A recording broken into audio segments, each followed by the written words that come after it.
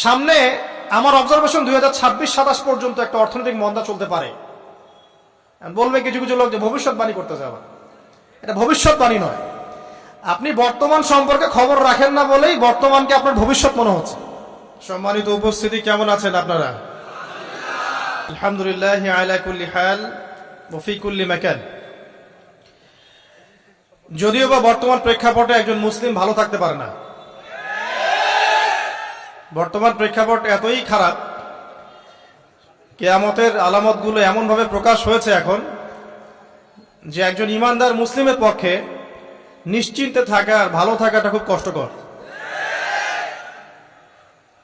তারপরেও নবী সাল্লাল্লাহু আলাইহি ওয়াসাল্লাম আমাদেরকে দিক নির্দেশনা দিয়েছেন যে যখন ফিতনার যুগ আসবে, ফিতনার যুগ বলতে চতুর্দিক থেকে ফিতনার ফাসাদ। ফিতনা ফাসাদ কেমন? মানে আল্লাহ রাব্বুল আলামিন কোরআনে একটা বিষয় বলছেন, সমাজ তার উল্টা চলছে, এগুলো ফিতনা। নবী সাল্লাল্লাহু আলাইহি ওয়াসাল্লাম হাদিসে একটা বিষয় বলেছেন, সমাজ তার উল্টা চলছে, এর নাম ফিতনা। পরিবারে ফিতনা, ধর্মের মধ্যে ফিতনা, সমাজে ফিতনা, অর্থনীতিতে ফিতনা, এখন সংস্কৃতির মধ্যেও ফিতনা। তো এই ফিতনাময় পরিবেশে নবী সাল্লাল্লাহু আলাইহি ওয়াসাল্লাম বলেছেন যে কেউ যদি ঈমান এবং আমলের উপরে, মানে নবী সাল্লাল্লাহু আলাইহি ওয়াসাল্লামের আদর্শের উপরে সবর করতে পারে, টিকে থাকতে পারে, তার জন্য 50 জন শহীদ সাহাবীর নেকি হবে ইনশাআল্লাহ। তো ফিতনাময় পরিবেশে যদি সবর করা যায়, হকের উপর অটল থাকার চেষ্টা করা যায়, ইনশাআল্লাহ আপনি 50 জন শহীদ সাহাবীর নেকি পাবেন ইনশাআল্লাহ। তো প্রত্যেকটা ক্ষেত্রেই আপনি ফিতনা পাবেন। পরিবারের দিকে তাকাবেন, দেখবেন পরিবারের বন্ধনগুলো আগের মতো নাই। প্রচুর ডিভোর্স হচ্ছে, স্বামী স্ত্রীর বিচ্ছেদ প্রচুর বেড়ে গেছে। তারপরে সন্তান সন্ততি আমাদের পরিবারে যারা আছে, দেখবেন এরা বেশিরভাগই দুনিয়াদার হয়ে গেছে, দিনের খুব একটা ফিকির নাই। বেশিরভাগ পরিবারের সদস্য দেখবেন নামাজ কালামের এখন ধার ধারছে না। ম্যাক্সিমাম পরিবার থেকে আস্তে আস্তে পর্দাটা কিন্তু শিথিল হয়ে যাচ্ছে। আপনি ব্যক্তি জীবনের দিকে তাকিয়ে দেখেন, গর্বের সাথে আমরা বলি না যে 90% মুসলিমের বাংলাদেশ, দেখবেন মেজরিটি সংখ্যক মুসলিম 5 ওয়াক্ত নামাজ জামাতে পড়ে না। বেশিরভাগ মুসলিম দেখবেন আল কোরআন বিশুদ্ধ করে তেলাওয়াতও করতে পারে না। তো এরপরেও আমরা দাবি করি যে আমরা প্রকৃত মুসলিম, জান্নাত আমাদের জন্য অপেক্ষা করছে। আসলে বাস্তবতা এমন নয়। যারা কোরআন আমরা টুকটাক পড়তে জানি, তাদের মধ্যে কত পার্সেন্ট কোরআনের অর্থ বোঝে? এই আল্লাহ পাকের কিতাব আমার হাতে আছে, এই কিতাবের অর্থ কতজন বোঝে? এটা একটা চ্যালেঞ্জ।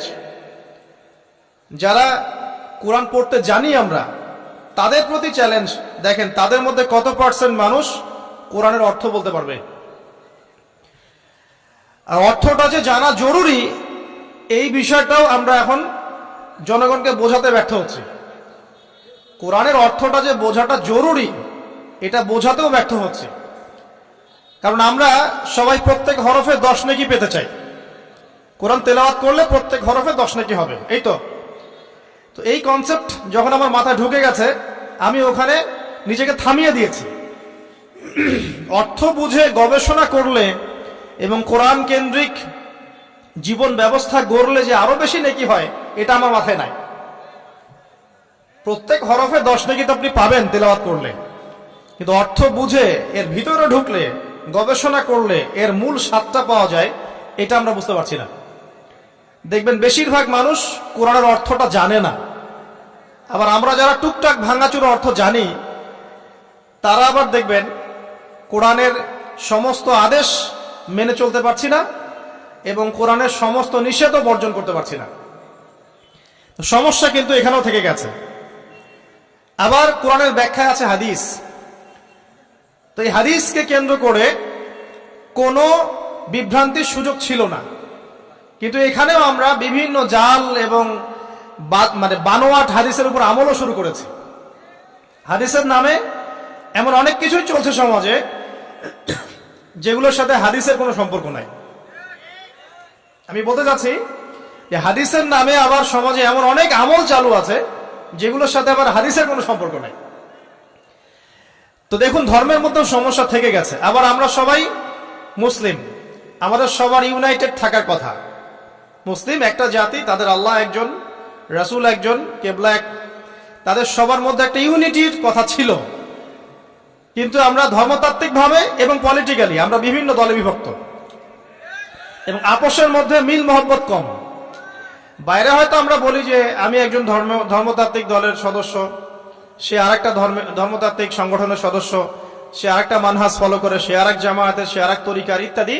আমরা সবাই এক, যদি আমরা বাইরেই কথাটা বলি, কিন্তু অন্তর থেকে কিন্তু আমাদের এই বিষয়টা আসছে না। যদি আসতো তাহলে উম্মার আজকে এই অবস্থা হতো না। তো দেখুন, ধর্মকেন্দ্রিক অনেক প্রবলেম থেকে গেছে এখনো। আবার আল্লাহ রাসূল সাল্লাল্লাহু আলাইহি ওয়াসাল্লাম হাদিসের মধ্যে এবং আল্লাহ পাক কোরআনের মধ্যে ধর্ম নিয়ে বাড়াবাড়ি করতে নিষেধ করেছেন। ধর্ম নিয়ে বাড়াবাড়ি করো না, তোমরা নিজেদের ধর্ম পালন করো। তা আমরা নিজের ধর্ম যতটা না পালন করি, অন্যের ধর্মের দিকে আঙ্গুলটা তার চেয়ে বেশি তুলি। আমরা আগে নিজের রিলিজিয়নটাকে ঠিক মতো পালন করি, দেখবেন সমাজ ঠিকই পরিবর্তন হয়ে গেছে ইনশাআল্লাহ। তো আমি একটা ধর্ম পালন করি বলে অন্য ধর্মের মানুষের প্রতি বিদ্বেষ পোষণ করতে হবে বা তাদের উপর ঘৃণার মনোভাব প্রকাশ করতে হবে, এটা আল্লাহ পাক শেখান নাই, তার রাসূল শেখান নাই। আল্লাহ এবং তার রাসূল কি শিখিয়েছেন? ইসলামের সত্য বিষয়টাকে আপনি সবার সামনে উপস্থাপন করবেন, যার ইচ্ছা হবে সে কবুল করবে, যার ইচ্ছা হবে সে অস্বীকার করবে। যার যার কবরে শেষে যাবে, যার যার হিসেব শেষে দিবে।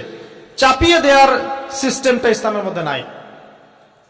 এখন আসেন, পরিবারের আপনাকে ফিতনা কিছু বললাম। অর্থনীতির জীবনে যাবেন, ব্যবসা বাণিজ্যের মধ্যে যান, দেখেন বেশিরভাগ কালোবাজারি করছে, সিন্ডিকেট করছে, মজুদদার মাপে কম দিচ্ছে, জনগণকে ঠকাচ্ছে, করছে না? এগুলো পলিটিক্যাল ফিতনা, এগুলো ইকোনমিক্যাল ফিতনা। তারপরে আপনি আরো দেখবেন ইকোনমিক সেক্টরে রিবা ভর্তি, সুদ। রিবা মানে কি?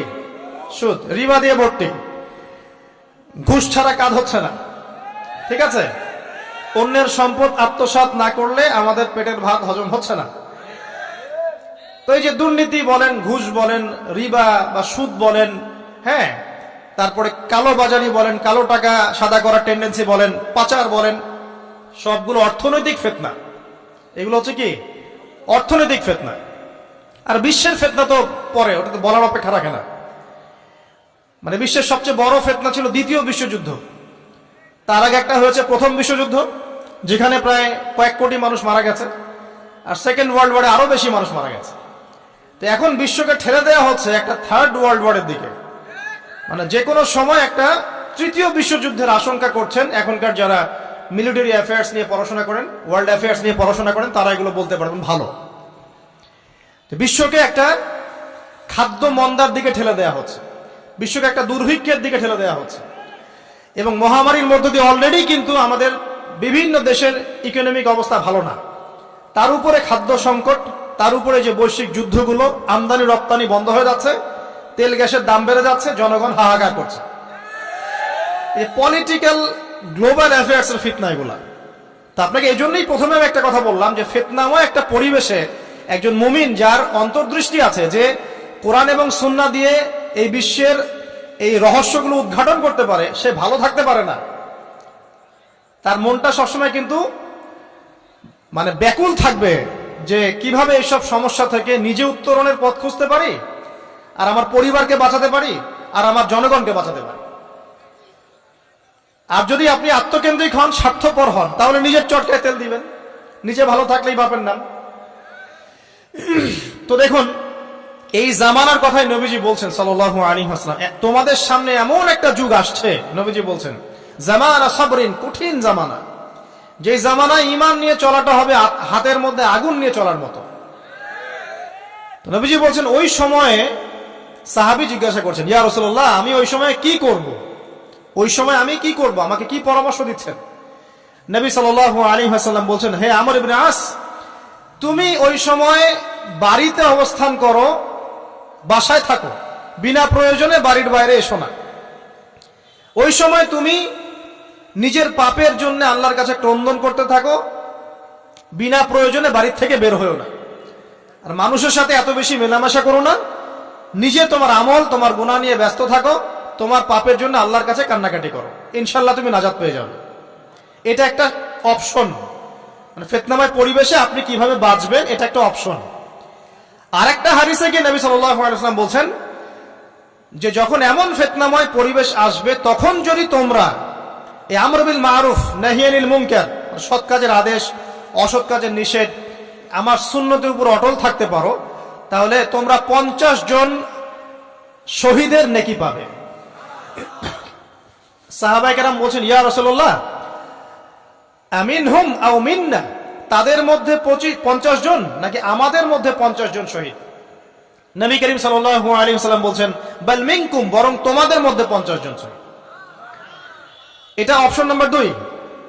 এক কি বললাম, আপনি নিজেকে নিয়ে ব্যস্ত থাকেন, বাসায় থাকেন, বিনা প্রয়োজনে বাড়ির থেকে বের হবেন না, মানুষের সাথে কম মেলামেশা করেন এবং নিজের পাপের জন্য আল্লাহর কাছে কান্নাকাটি করেন, নিজের আমল নামা নিয়ে ব্যস্ত থাকেন, ইনশাআল্লাহ নাজাত পাবেন।